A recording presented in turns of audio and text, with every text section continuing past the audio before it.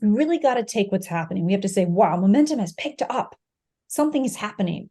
It's getting bigger and bigger, more people involved, more interviews are being done, more stuff is being revealed.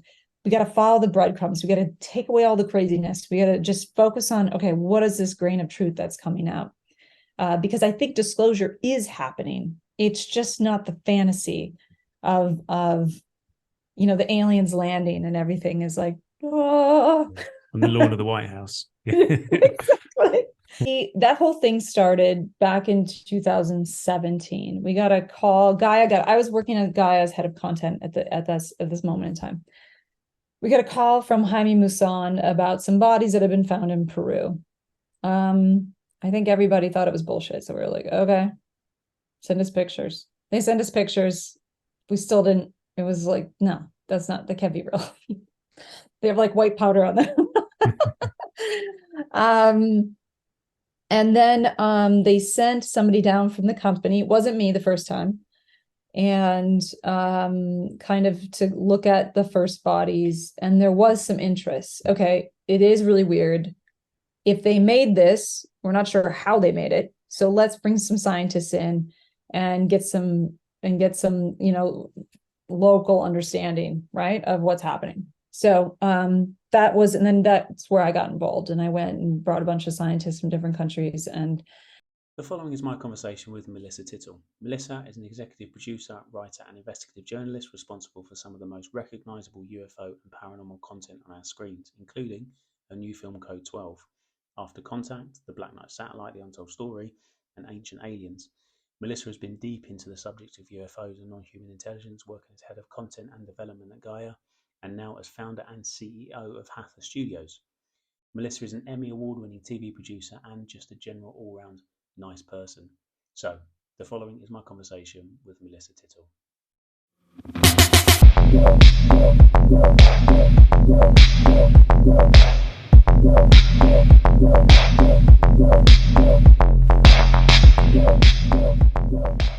Thank you so much for joining me, firstly. I really appreciate your time. of course, thanks for having me. No problem. I just want to start really by saying, and I always do my best to research guests before they come on, and you're in absolutely everything. You're involved in so much that I've seen. I mean, I kind of spend my time looking at clips and trying to find bits and pieces within the kind of UFO, UAP subject. And just you pop up all over the place, well, in some respect or another, either sort of producing or writing things or appearing within. So I guess if it's okay, I want to jump straight in. What first kind of piqued your interest? What first kind of, where did it all start really in the kind of paranormal and the UFO kind of subject? I think that I always had an affinity for the unknown ever since I was a kid. And it comes from a very basic understanding that I looked at adults and I thought there's got to be something else going on here besides what's in my future. And I was always fascinated with stories of outer space, and but before anything had happened, before I was even in all this stuff, it was just such an open-minded kid. And I really think that primed my interest to go into that sector when I started doing a lot of space shows. So I grew up in a household of scientists, and it was natural for me to find something, even though I was in this creative field, to find something that was in that field. And what really interests me was quantum physics. So I went into work with this show with NASA, and it's called The Universe. I think it's still on Netflix. It was the first, it's such a, I don't even know how many years that was, but that show was the first attempt to explain to normal people how the universe works. And we had a lot of really cool NASA scientists kind of explaining how they understand the world works.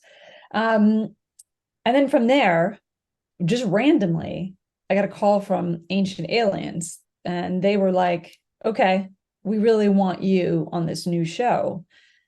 And I was like, okay, sure. And as soon as I got into that, I could feel like all parts of my brain light up. Like it was just something that I'm like, yes, this is the direction. It's really funny. this is just like a personal thing. I got a psychic reading before I got this call from the producers of Ancient Aliens.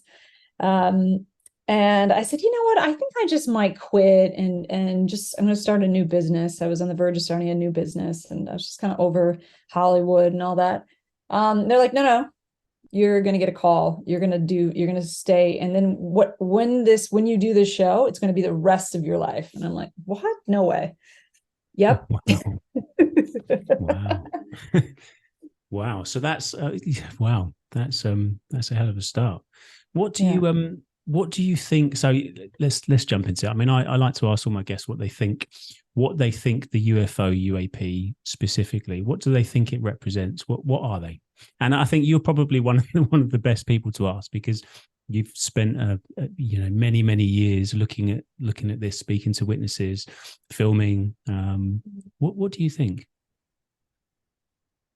Well, it's a complicated question, and it can only come with a complicated answer that I think is ever growing within the expansion of our understanding of how the universe works. I think what it is, UFO, UAP, whatever the new name brand will be, I think that something is trying to remind us that we are part of these cosmos at the same level. And something keeps poking us, like either literally or reminding us of the ability to do what they do by existing within our third dimensional reality with our limited understanding. I think that that's what it represents. There's two conversations that are always happening, right? They're coming here to kill us. Then there's the conversation of they're coming here to help us. And there doesn't seem to be a conversation in between, probably because it isn't very sexy, right? Killing us makes good TV. Helping us makes good manifestations and great retreats, and everybody wants to hold hands and sing to the aliens and stuff like that. They're here to save us. So that creates two different emotional aspects. But the one in the middle, I think, is actually something that speaking to quantum physicists like Michio Kaku, he comes off and says, they are here to kill us until we understand how they work, and then we can really figure it out. So I think in that aspect, what most scientists will say is that we need to have more data so we can figure out not just what their motives are, but are we comparable as a species to what they might be or what it is. And I would say yes. And that is why they exist, to remind us that we're part of something so much bigger, and that we have this tiny limited understanding. And right now we feel like victims to something that we don't understand yet. Do you think that I know it's a oversimplification of a very complicated subject. Right. I did my best. No. You did a great job. I'm thinking more. My question is more of a simplified version of a very complicated question. But the people try to differentiate between extraterrestrial, interdimensional, time travelers from the past, from the future. And lots of people have said, I think it's a variety of things, lots of different things that we're experiencing. Mm-hmm. Do you have you been able to kind of put your finger on a certain direction of what this is? As in, are we talking from somewhere far, far away that's traveling? Are we talking something that's been here, an ancient civilization? Or do you think it's just a whole mixture of phenomenon? Yeah. I mean, one can only say it's a mixture of phenomenon because it's like trying to categorize why humans exist. Yeah. Right. I mean, that's still debatable. Was it the missing link, or did the Anunnaki come down and do something? You know what I mean? And is that part of the same? Right. So there's I think that we have a lot of different phenomenon going on because, back to my, non-sexy answer before, we really don't understand how interdimensionality plays out in our lives. I think that I really do believe that the phenomenon of ghosts and aliens and interdimensional beings and time travel and all of that, I think that all plays a part in the same cosmos that we just don't understand. I think that the idea of paranormal activity is almost like a glitch in the matrix. But what matrix? How does it work? Right? And then you have things that can interdimensionally travel from far, far away, with a ship, without a ship. And then if you can do that, well, then why couldn't you time travel? If you know how to jump through dimensions, then you could definitely jump into another time period within that dimension. So I think that they all can exist as phenomenon, but in different ways, and then for different purposes. I mean, if you've ever watched Star Trek or even Star Wars, right? You have this whole existence, which, most quantum physicists say, like, eventually we will get to that kind of spacefaring race. Well, we will be part of all these species and like these people that talk very grand, like, thousands of years from now. But if that's the case, you see all the motives, right? You see all the ones that are trying to conquer different planets, and you see the ones that are helping, and there's like some kind of galactic federation. And this is always a talk, right, between people that are talking about channeling aliens and that kind of thing. I think that they're just like humans. There's definitely different motives. But right now, the number one thing, and I think the government's been working on it for quite some time, and that's where the public is kind of like, what's happening? Is how do these things know how to traverse space and time like they do, and how do they do it, and why can't we figure it out? And I think that that is the most important thing to figure out, so that we can join that understanding of how the universe works. I know that's not very sexy, and maybe that's why I'm sometimes not on the sexiest alien show, right? Because it's like, well, let's just talk about this in a reality standpoint. No, absolutely. That's how it should be, I think. Yeah. What do you make of the sort of movement in direction of disclosure at the moment, or what appears to be with government? It's last few years have gone from on the fringe to kind of crazies that they're strange people, they're not to be listened to, this silly people, to now this is a threat, or this is a serious thing. These are in our skies. They're talking about it at the White House. What do you think is happening? Well, I think there's a merging where our ability to access information is so fast with the not only social media, but the merging of AI. Like, the AI programs are not only at a certain level for the governments of the world, but they're at a certain level now for just us as everyday humans. If we have the money, we can pay for all these different programs. So, I just read the other day, AI deciphered a burned Greek scroll that no one was able to read. For the first time, they have the first word, purple, right? This is just the beginning. So the merging of information is happening, and they can't stop it. So there's still like a level of disinformation campaign as well as truth coming out at the same time. And how do you discern what that is? And I think that is a really hard thing to do, because emotionally, there's different parts of this conversation that trigger different people, whether it's a person they want to trust or they don't want to trust, whether it's a situation they believe is true or not true. They don't want to trust the government. So it becomes this emotional mess of like these grains of truth that are happening, and then masked with all of this chaos that most people just don't even want to deal with, even if they were interested in it.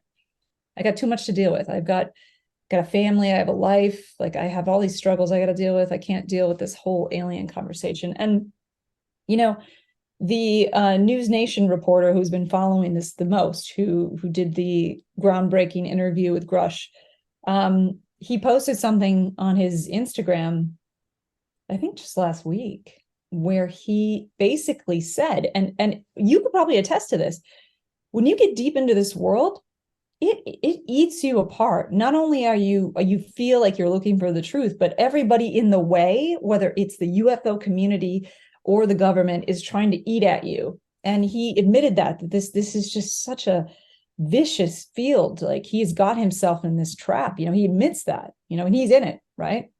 And one of the things that he said was, and I wouldn't disagree with him from interviews that I've done, and some of the things I said earlier in this talk with you, is that he said, I have information that they have some kind of craft, but the problem is that only certain humans with the consciousness to operate it can touch it.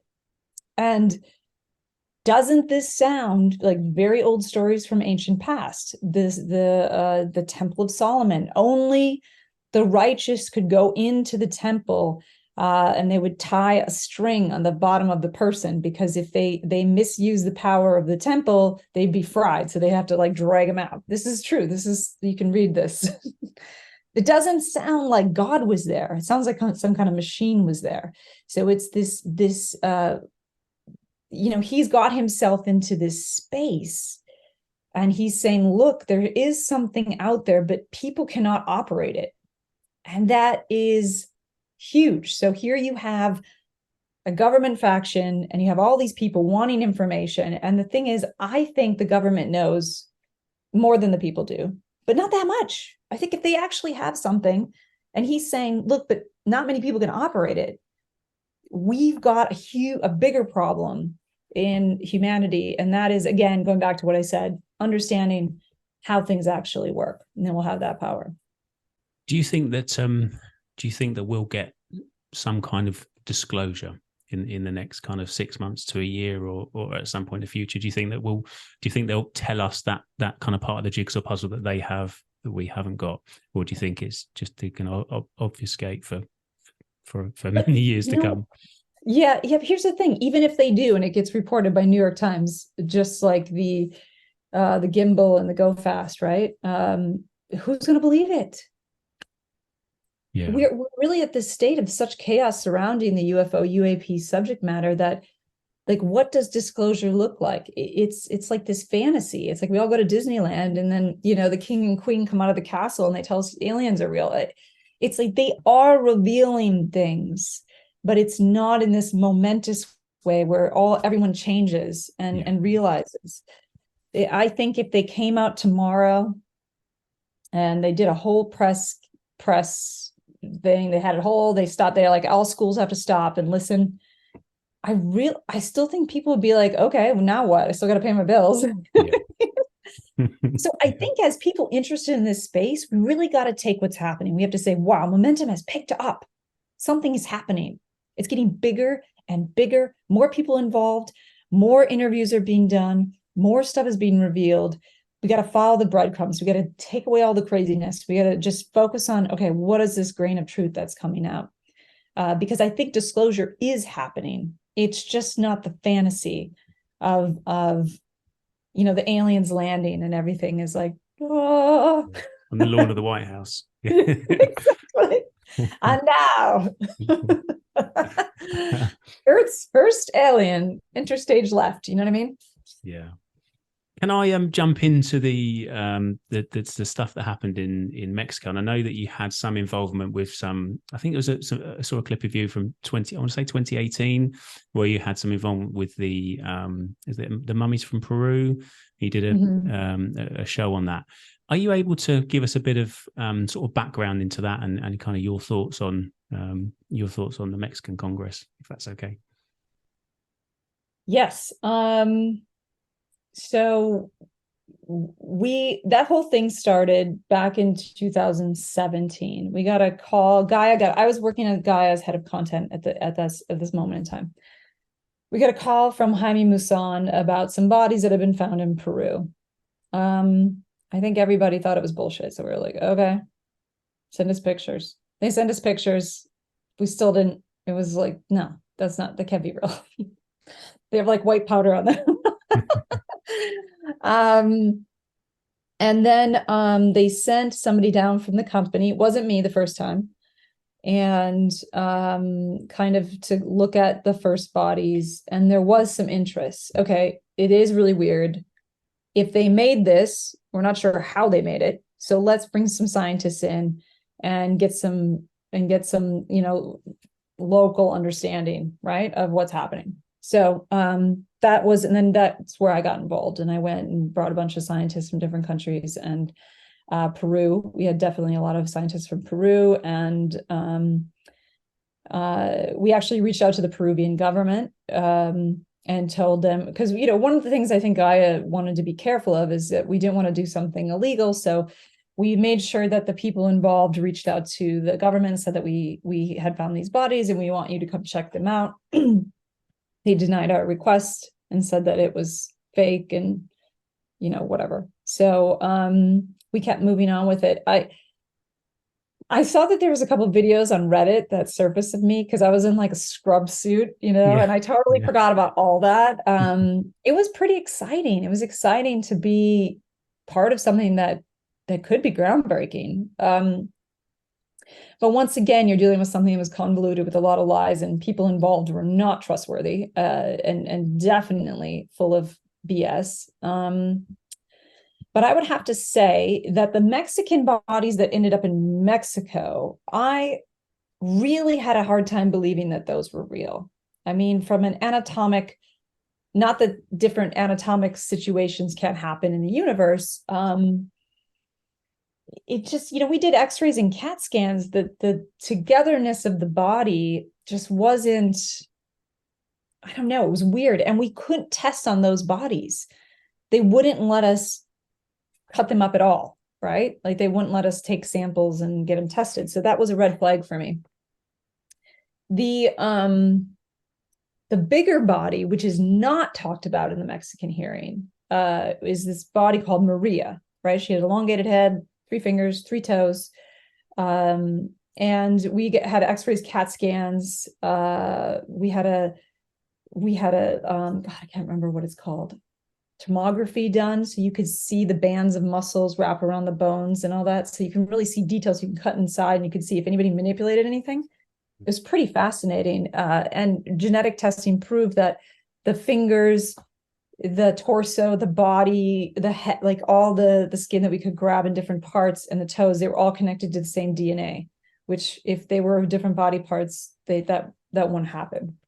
I found her to be the most interesting. So before Mexican Congress, there was a Peruvian hearing where the government had, again, they're always informed, but now they were like, okay, what's happening? So they had a Peruvian hearing where all the evidence from all the different countries was brought forward. The bodies were presented. What do you want to do with them? And there was some interest, but there was a lot of very upset antiquities people that were like, you're doing this on purpose and selling them on the black market and, you know, whatever. The bodies ended up going to a university in Ica, and that is where the testing continued, was not involved at that point. Now, that was 2020. Cut to, all of a sudden, the smaller bodies have shown up in the Mexican Congress, and Jaime Maussan is involved again, bringing them forth. And I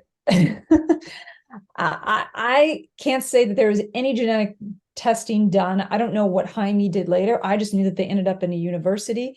So what I can say about the whole venture was that I found Maria to be quite interesting, because if she was manipulated, all of the doctors that looked at it, all of our data from the high-tech CAT scans to the tomography did not prove there was any manipulation with that body. And the funny thing is, that is the one thing that has not surfaced, right? So the smaller bodies that we personally didn't have any testing on, then surfaced up in Mexico. And I love Jaime. I think he's great, and he's very passionate about the UFO field. I just don't know if he jumps to conclusions a lot. And I think in this field, that can really hurt a case, especially when people really want to say, okay, wait, I want it to be an alien because that would blow my mind, but we really do need to do scientific testing. So I'm not sure what to make of the Mexican Congress. I heard it wasn't even an official hearing, or official congressional hearing. It was kind of like an honor of some sort. I don't even know if that's the right word. So I don't know what to make of. And then Graves was there. You know, Brian Graves was there. And I thought, I don't think he knew the bodies were coming. I think he was there to support the UFO conversation. And then Jaime took the show. Yeah. I don't know what, I mean, what do you feel your UFO community feels about it? I think that it was, I think that many people feel, obviously don't speak for everybody on my kind of platform, but from reading the kind of comments from people, I think there was the majority of people felt that it detracted from the US Congress and David Grush and David Fravor and the kind of the witnesses that came forward there, as well as the other stuff that had been going on in the background around kind of transparency and disclosure and what have you. So I think they thought it was a bit of a step back. And again, it's, it was difficult because I think, firstly, because it was in a different language. So we're having to rely upon translation. And then there were people that we didn't really know, perhaps from the kind of from English speaking languages, who are not so well recognizable. And therefore you don't really know the kind of credentials that go along with them. Somebody like David Fravor is a prime example. You know that this chap is a Top Gun pilot. His credentials are impeccable. And so if he comes forward and says, holds his hand up in Congress and swears the oath and says, this is what I saw, this is this is my encounter, you take that really, really seriously. So I think it was built up as quite an interesting, perhaps exciting event, and it was a bit of a letdown, if I'm honest. Yeah. Yeah. I was like, I actually didn't know if I wanted to come out and talk about it, but the thing is, the more people who dug in, they would realize that I was there from the very beginning, like back in 2018. So I came out and I just made a little video, and I'm like, look, this is I did a bunch of interviews about it, just to kind of get that out there, to really understand. Look, I'm not saying they're real or not. I'm just saying here's some really interesting data that you should check out, and then where that leads, I don't know. But yeah, it just had like a flavor of like I think that it was really a conversation of the government in Mexico was getting into the UFO conversation, and then it just turned into kind of like, it felt like a circus a little bit. Yeah, absolutely. Okay, look, I'm really conscious of your time, and I really appreciate you giving me some of your time. Have you got anything that you're working on at the moment? Anything that you can talk about? Yes, definitely. So I just came out with a movie called Code 12. It's on Amazon Prime. It's available right now at US and UK markets, hopefully other places soon, other countries. It's not necessarily about aliens or UAPs, UFOs, but it does talk about the concept of the matrix and the simulation and some of the ancient codes that I found with all the work I've been doing in ancient temples and ancient texts and stuff like that. And I think it definitely plays into some of these bigger conversations that we're talking about, of that consciousness that can operate, if the journalist is right from News Nation, that can operate these things that can traverse worlds, space-time. So that's really what it's about. And yeah, but I'd love people to watch it. It's on Amazon Prime, and hopefully you like it. Absolutely. Okay, well, look, so thanks so much for your time. I really appreciate it. And I hope to speak to you again soon. And I'm sure I'll see you lots more on my TV screen. God, I hope so. No, it was awesome talking to you. Thank you. Take care of yourself. Thanks again.